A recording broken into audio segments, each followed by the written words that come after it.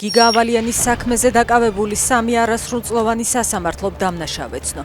8 აპრილს გამოცხადდება რამდენწლიანი პატიმრობა მიესაჯათ ალექსანდრე გაბაშვილს, გიორგი რიკაძესა და დემეტრე ჩიქოვას. მათ ბრალი ედებათ ჯანმრთელობის განზრახ მძიმე დაზიანებაში ჯგუფურად, რასაც გარდაცვალება მოჰყვა.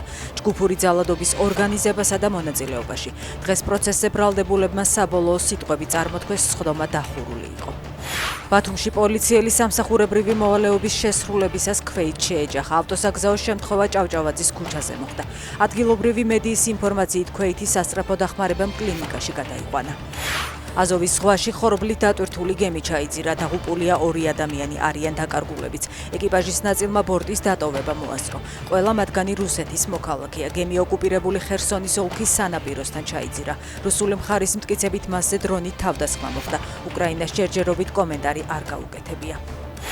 ზელენსკი დღეს დამასკოში ჩავიდა. ის სირიის პრეზიდენტს აჰმედ ალ-შარაას შეხვდა და რეგიონული ომის კონტექსტში თავდაცვის საკითხებზე ისაუბრა. მისივე ინფორმაციით განიხილეს რუსეთის ომის გარემოებები და გამოითქვა ინტერესი სამხედრო და უსაფრთხოების გამოცდილების გაზიარების მიმართ.